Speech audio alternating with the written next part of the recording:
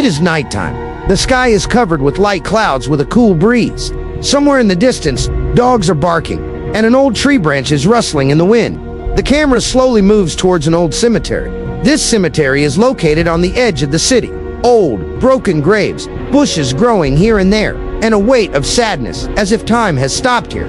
Abdul Qadir is the watchman here, a thin man of 60, white beard, torn old shawl, lantern in hand, and a strange desolation in his eyes. Abdul Qadir's only purpose in life is to protect the cemetery at night and sleep in his mud house in the morning. But he has been feeling something strange for a few days. Abdul Qadir's voice in a whisper-like tone in the background. These graves change their places at night. At first he thought it was an illusion or a trick of the eyes. But for many nights he kept seeing the same thing. The grave that was in the left corner the first night would appear in the middle the next night. An old grave that was near a tree would suddenly appear in the other direction, and some graves would disappear completely at night. But by morning, everything would be back the same.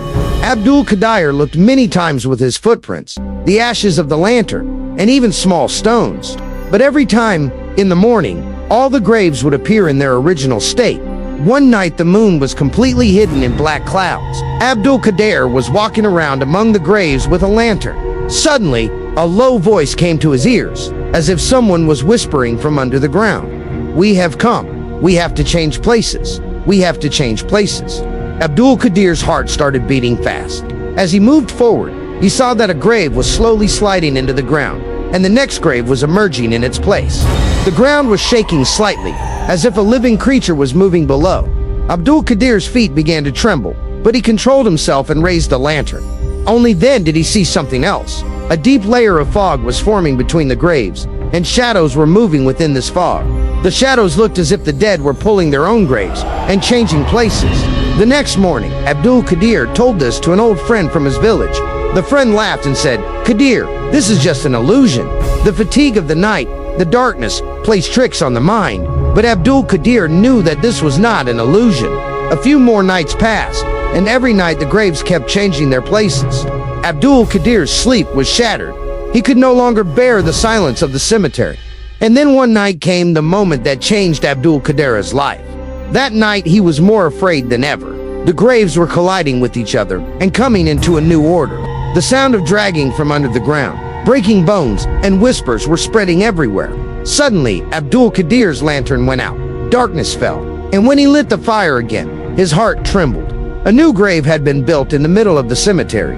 The newly built grave was covered with piles of wet soil. Abdul Qadir's steps trembled.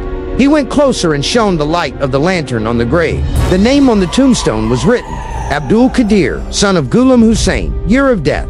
Today's night, Ibn Abdul Qadir stood by the grave. The light of his lantern was falling on the gravestone again and again. He was looking at the words again, as if his eyes could not believe it. Abdul Qadir, son of Ghulam Hussain, year of death. Tonight, drops of sweat were flowing from his body. His heart was beating so fast that he felt like his chest was about to burst. Abdul Qadir tried to move back, but his feet seemed to sink into the ground. Suddenly, the graves around him began to shake again. The ground began to tremble slightly, and then the same voice came from within the fog. "My grave is ready. If you have to change the place, come with me." Abdul Qadir tries to run away in panic, but the paths of the cemetery had changed. The path that led straight to the gate was now lined with graves. Graves were bumping into each other on all sides, changing their positions, hands sticking out of the ground, broken bones, skulls, and Abdul Qadir was trapped in the middle of all of them. He screamed, "For the sake of Allah, leave me alone. I am alive, still alive." But the graves were silently changing their positions. Abdul Qadir staggered closer to this newly built grave. He wanted to believe that this was all a dream. He reached out and touched a tombstone, but as soon as his finger touched it, a wave of icy cold ran through his entire body. The word "tonight" written on the tombstone turned red, as if someone had written it with fresh blood. Abdul Qadir stepped back, but suddenly the grave began to open on its own. The soil began to move. Darkness was rising from within. And then Abdul Qadir's own body began to be visible from inside the grave. Abdul Qadir's eyes widened. The body inside the grave was exactly like his. The same clothes, the same shawl, the same lantern in his hand. The corpse's lips trembled. "We have to change places. Now it's your turn." Abdul Qadir tried to run away with all his might. He climbed over the graves, stumbled, and fell in the fog. and tried to find his way again and again. But the cemetery had come to life. Every path was changing. New graves had appeared at every turn. And finally, he stood in front of a new grave again. The corpse stretched out his hand and grabbed his leg. Abdul Qadir was screaming loudly, "I am alive. I am not dead yet." But the ground began to pull his steps. The dirt rose up to his knees. His hands were trying to grab the edges of the grave, but he was being dragged inward. His body was half inside the grave, half outside. At the last moment, he picked up the lantern and waved it in the air. In the light of the lantern, a terrible reality appeared inside the cemetery. All the graves had changed their places, and on each grave there was a new inscription. On each inscription were written new names from tonight. Among them were the names of other people from the village. And on one grave in the middle, it was written in bright words, "Abdul Qadir is now gone forever." When the villagers came to the cemetery, everything was the same.